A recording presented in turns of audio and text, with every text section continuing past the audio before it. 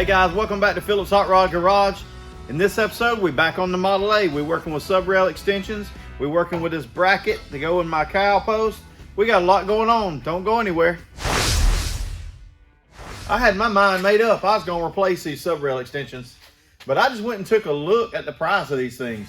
$265. That's a no for me. I got a MIG, I got a TIG. I can fix these in a couple of nights.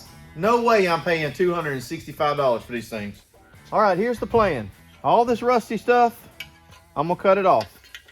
I got a mark going here. This is where I'm gonna cut it off at. I'm gonna keep this area here, sandblast this up, repair all the rust that's in it. This side's got a little bit more rust in it. There's a hole here, some holes down here. I can save $265 and just fix this stuff. The biggest thing is, once the subrail extension is on the car, this has got to be cut and rebuilt anyway to match up to the 32 frame rail. So I might as well just put all this back on the car and rebuild this section once the car gets settled on the frame.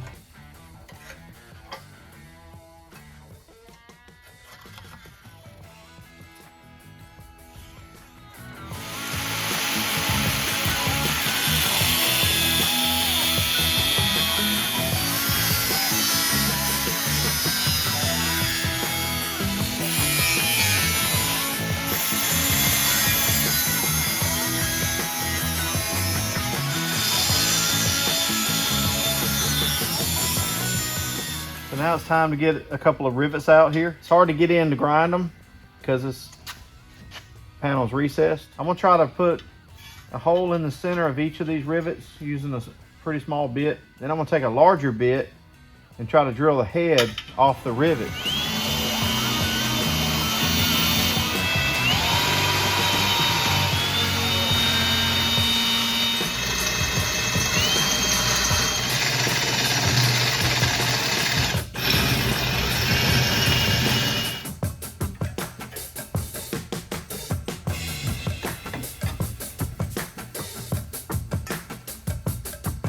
All right, they got it.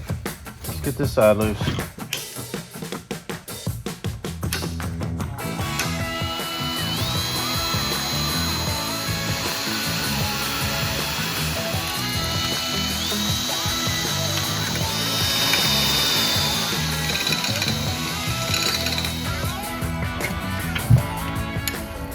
Got both rivets out.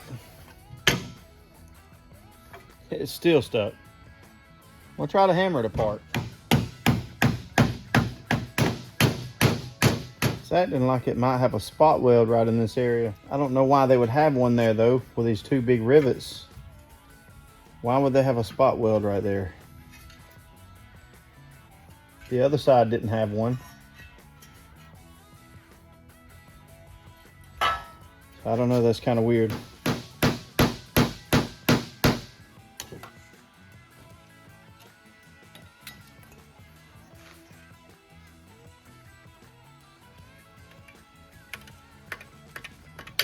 Coming loose now. I was really surprised to find two spot welds in here along with two rivets. I don't know why they chose to put two rivets and two spot welds so close together. On this side, no spot welds, just the two rivets. Seemed like the more appropriate way to do it. But these pieces did come off two different cars. So. All right, in the last video we talked about replacing this bracket. So here's the replacement bracket we're going to be using. I showed you guys this bracket in the last video. What we've got to do is we've got to take two spot welds out here. We've got three rivets we got to remove on this side. One here, I believe, and then somewhere under this rusty junk there's another one.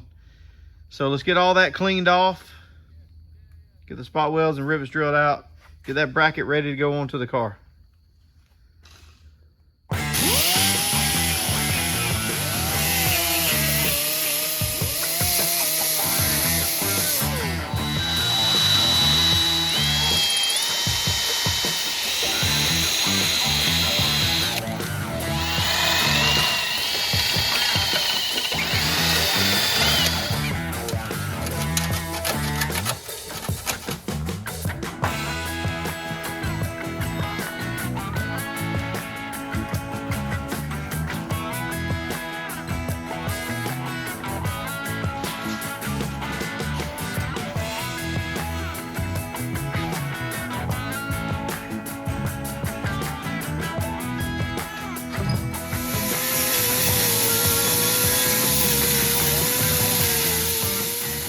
hard to see, but the spot welds are here and here. You can feel them from both sides to tell where they are. We gotta drill that out.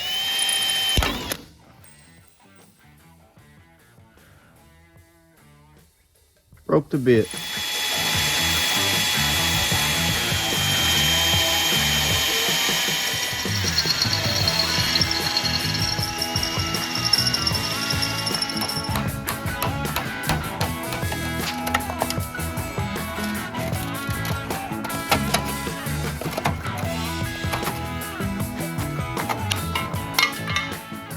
All right, so I got the bracket out without destroying this section of cowl post. Now I can save that for another car. Somebody might need it. Now comes the fun part of getting this installed into the car. It shouldn't be too bad, but before we start on that, we've got to work on the subrail extensions. I want to get those done so that I can sandblast this bracket and those extensions at the same time. All right, so I've got my TIG welder set up here. What we're going to do is just fill in a few holes here in this subrail extension. See, there's a few there that's got to be filled in. Got a few up on this piece as well. Probably what I'm gonna end up doing is putting a copper backer behind this. Probably will in some areas. That way I can fill that in without it just blowing out, because it's really thin here on the edge. Hey, it's gonna take some time, but that's gonna save me $265.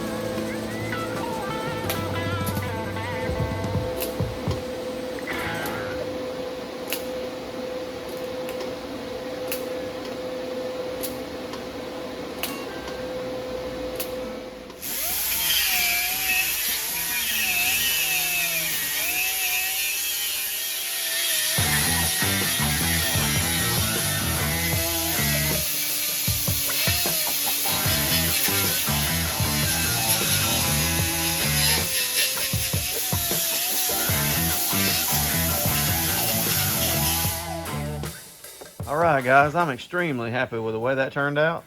Now this thing just looks like an old original part that's got some pits in it, but you can't really tell it was rusted through anywhere. That was what I was looking to do.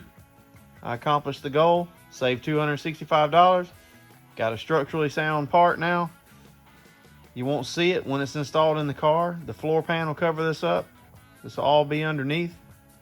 Perfect for what I need. All right, guys, so I just stuck that subrail extension into the passenger side to see how it's gonna look. Nice and solid. I think I'm happy with that. So I got this subrail all repaired. Got this brace here repaired. Got the cowl post repaired. Got the cowl side to fit properly. Now I got the subrail extension fixed. I'm pretty happy that it looks that good, because when I started, I had nothing from about here forward. It was all rusted away and gone. Got this piece out of another car, got this piece out of another car. Turned out pretty solid. I'm happy. Everything's looking great. The passenger side cow's looking good, but we still got this driver's side cow post bracket that's got to be installed. We still got the driver's side subrail extension that's got to be repaired, but I'm gonna have to save those for another video. We've got about 12 to 14 hours of footage so far on this video. I'm trying not to bore you guys to death with all this cowl work, but I just can't move on until it's done. Trying not to get bogged down, but I can't get anything else on the car done until this cowl is finished. All right, so where I started on this car was with the frame. I started with a set of 32 rails from JW Garage. I built my own little chassis jig here. Put the rails on the chassis jig, set the body in place, but then I couldn't figure out how wide to make the frame rails at the cowl. On a 2829 Model A, when you install 32 rails, you got to narrow the rails at the cowl, what's commonly called pinching the rails. My cowl was so rusty and I had so much material missing down at the bottom of the cowl sides, I couldn't establish exactly where I wanted to put the frame rails. I want the frame rails and the cowl to be even in this area. So until I get this cowl completely finished, I can't establish the width of the frame. I want to get some really good chassis videos going for you, but I can't do that until I get the cowl done. So hopefully in the next video, the cowl will be completely finished. Then we can get back on the chassis, get on some other body work that's got to be done on the car. We've still got a lot of work to do. Got to do the quarter panels, the rear body panel, got to do the rear sub rails. We got to patch the bottom of the doors, the inside and the outside of the doors. There's a lot going on. So maybe in the next video, I'll just do a project update, go over all the details of what I'm doing on the car, and let you guys know where I'm at with some parts I'm looking for, some parts I've already acquired, and what the overall plan is on the project. So that'll be in the next video. I just want to say thanks. The channel's growing. I appreciate everybody who has subscribed. We're getting new subscribers every video. I just appreciate it. Y'all just keep hanging out, and I'll keep making videos. See you in the next one.